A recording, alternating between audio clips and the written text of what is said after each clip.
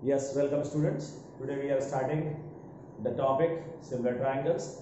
That is chapter number 6 in our NCERT book. So similar triangles के पहले आपको ये समझना जरूरी है कि similar figures किन्हें कहा जाता है. Two polygons are said to be similar if their corresponding sides are proportional and their corresponding angles are equal. दो पॉलीगॉन्स तभी सिमिलर कहे जाएंगे जब उनके करस्पॉन्डिंग एंगल्स बराबर हों और उनकी साइड्स कैसी हो, प्रोपोर्शनल हो. मतलब उनकी साइड्स में जो रेशियो हो वो सेम हो. The ratio between the sides, corresponding sides must be same. तो ये जो कंसेप्ट है हमारा सिमिलर ट्राइंगल्स का, ये कॉन्ग्रुएंसी से कैसे रिलेट करता है वो मैं आपको बता दूं. पहले तो कि कॉन्ग्रुएंसी क्या थी, क्या वो भी एक सिमिलैरिटी थी? हाँ, तो कॉन्ग्रुएंसी जो है वो भी एक सिमिलैरिटी है, क्योंकि कॉन्ग्रुएंसी में जो एंगल्स होते हैं वो बराबर होते हैं. हमें पता है two triangles are said to be congruent when their corresponding angles are equal and their sides, corresponding sides are also equal. तो इक्वल का मतलब क्या हुआ, रेशियो उसमें 1:1 का रहता है. तो it is a similarity, conditional similarity. Congruency is the conditional similarity. इसीलिए जितने भी फिगर्स होते हैं जो कॉन्ग्रुएंट होते हैं वो सिमिलर तो होते ही हैं. All congruent figures are similar, but it is not necessary that all similar figures are congruent. तो ये जो है दो बातें हैं, इनका ध्यान रखना हमेशा हमेशा जरूरी है कि जो सिमिलैरिटी, जो कॉन्ग्रुएंसी है वो कंडीशनल सिमिलैरिटी है. और जो एक स्टेटमेंट मैंने आपको भी बताया कि the figures which are congruent are necessarily similar. All congruent figures are similar but all similar figures are not necessarily congruent. Clear? So this is the concept about the similarity. But before starting the similarity of triangles, we have our exercise number 6.1. So in that exercise, in the exercise 16.1, all circles are, so you will fill they are similar. All circles are similar. All squares are, so all squares are also similar. All dashed triangles are similar. So all equilateral triangles are similar. All equilateral triangles are similar. Two polygons of the same number of sides are similar if their corresponding angles are equal. Equal भरना है वहां पर, and their corresponding sides are proportional. वहां दूसरा proportional भरना है. Give two different examples of the pair of similar figures. मैंने आपको बताया similar figures जो हैं, दो सर्कल अगर आप बनाते हो तो वो सिमिलर होंगे. आप दो स्क्वायर बनाते हो तो वो सिमिलर होंगे. अगर आप दो इक्विलेटरल ट्रायंगल बनाते हो तो वो सिमिलर होंगे. ठीक है ना? तो ये एग्जांपल्स के लिए बोल रहा है. नॉन सिमिलर फिगर्स बोल रहा है वो. अगर आप ट्रायंगल बनाते हो तो एक इक्विलेटरल ट्रायंगल बना दो, दूसरा आप स्केलिन ट्रायंगल बना दो, एक ऑब्ट्यूज एंगल ट्रायंगल बना दो, एक एक्यूट एंगल ट्रायंगल बना दो. तो ये नॉन सिमिलर फिगर्स हो जाएंगे. ठीक है ना? बिल्कुल अलग नहीं जा सकते अपन. ऐसा नहीं करना कि एक सर्कल बना दिया और एक ट्रायंगल बना दिया. तो नॉन सिमिलर फिगर्स तो हैं ये, लेकिन इतना वाइड एग्जांपल नहीं दिया जाता. हमेशा जब भी एग्जांपल दिए जाते हैं तो थोड़े से रेलेवेंस होना चाहिए उनमें. Now state whether the following quadrilaterals are similar और नॉट. नहीं है, ये दोनों क्वाड्रिलेटरल सिमिलर नहीं है. इनकी साइड्स का रेशियो तो सेम है, करस्पॉन्डिंग साइड्स का रेशियो तो सेम है, लेकिन इनके एंगल्स बराबर नहीं है. इनके करस्पॉन्डिंग एंगल्स बराबर नहीं है, इसीलिए ये दोनों फिगर्स जो हैं ये सिमिलर नहीं होंगे. ठीक है? सो this is all about your first exercise. Now let's move on to the first theorem of this session and the first theorem of similar triangle chapter number 6, and the theorem is known as basic proportionality theorem. It is also named after the mathematician Thales, so it is also known as Thales theorem. So basic proportionality theorem, basic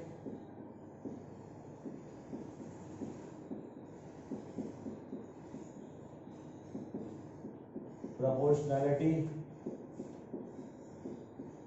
theorem. It is also known as Thales theorem.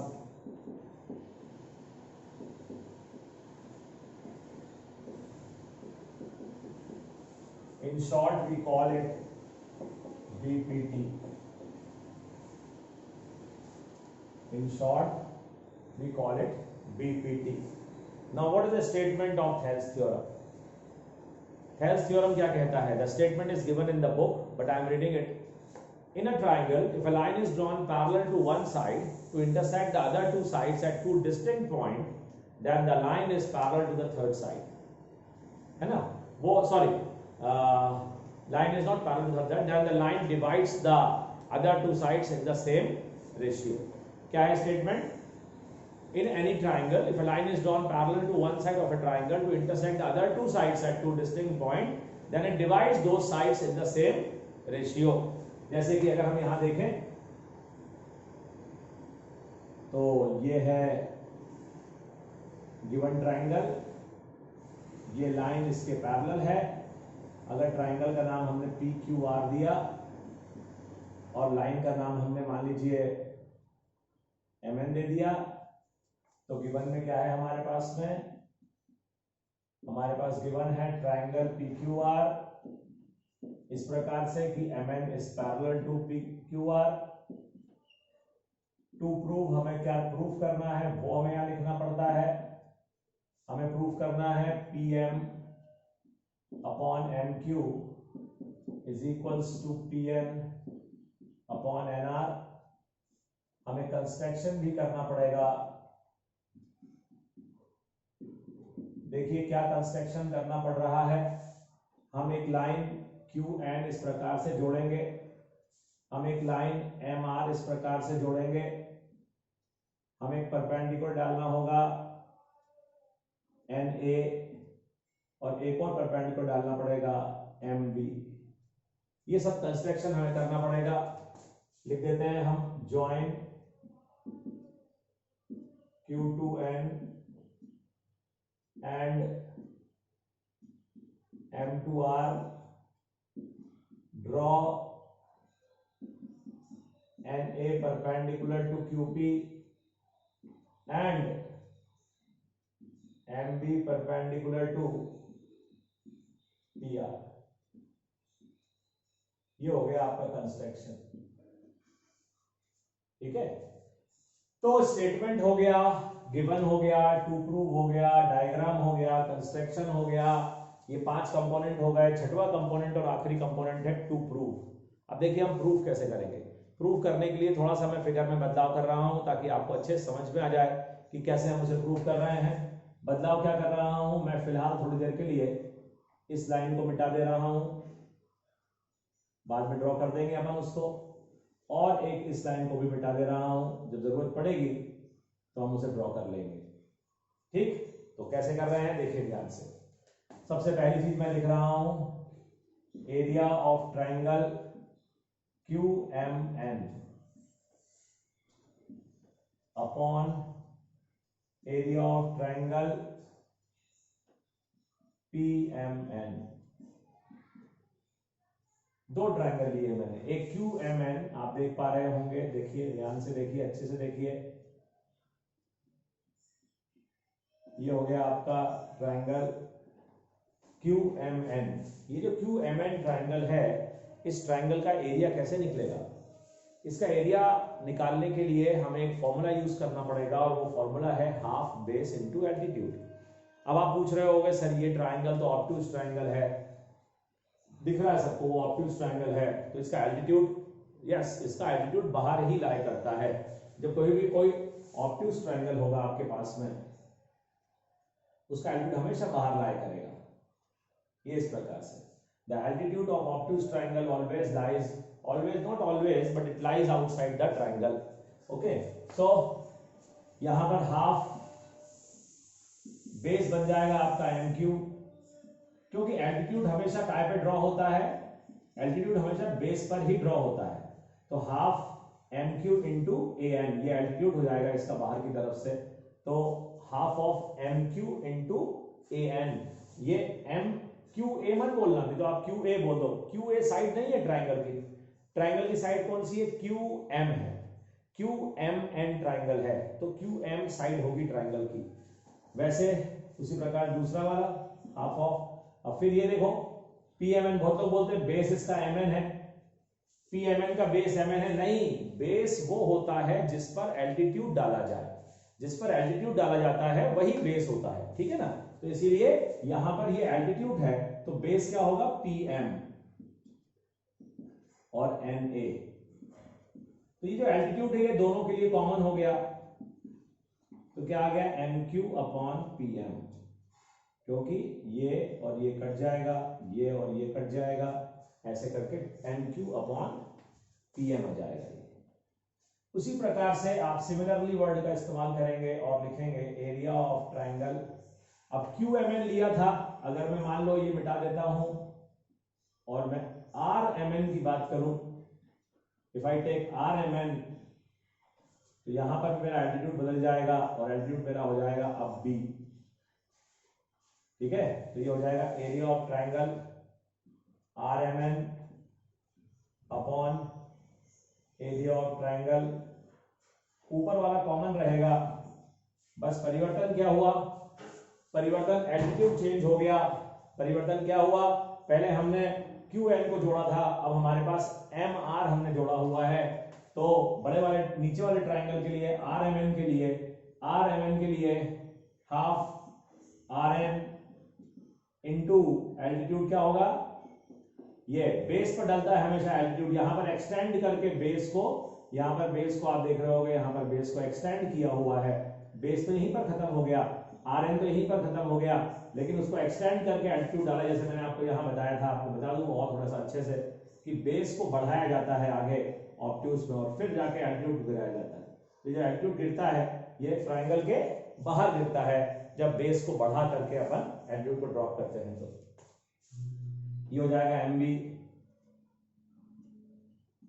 PMN triangle लिया अपन ने, अब base किस पर altitude गिर रहा है, base पे गिर रहा है, मैंने बताया ना आपको, तो क्या लिखोगे यहां पर PN इंटू MB, फिर वही वाली कहानी, MB get cancelled, half get cancelled, RN upon PN, and this will be your second equation. Now what you got, see this, MQ upon PN, MQ upon PN, PM, RN upon PN, ये इस तरह से आपको मिल चुका है। अब आपको करना क्या है, बस सिर्फ आपको ये करना है, क्योंकि यही रेशियो आपको, हालांकि अपन को प्रूफ करना था PM अपॉन MQ, ये उल्टा आ गया है, कोई बात नहीं, अगर उल्टा आ गया तो कोई प्रॉब्लम नहीं, हम उसे पलट लेंगे। अभी तो फिलहाल अगर आप चाहें तो इसको ऊपर और इसको नीचे लिखेंगे तो ये पलट जाएगा अपने आप। तो अपने प्रूफ में आप इस तरह से भी कर सकते हो, इसको ऊपर लिख लेना, इसको नीचे लिख लेना, तो ऑटोमेटिकली ये चीज आपको डायरेक्टली ऊपर ऐसी रिवर्स होकर मिल जाएगी। अच्छा एक चीज और बताओ, एरिया ऑफ ट्राइंगल PMN और area of triangle, sorry PMN नहीं QMN, area of triangle QMN और एरिया ऑफ ट्राइंगल RMN, क्या दोनों एरिया बराबर हैं? अगर मैं इसको जोड़ लूं वापस,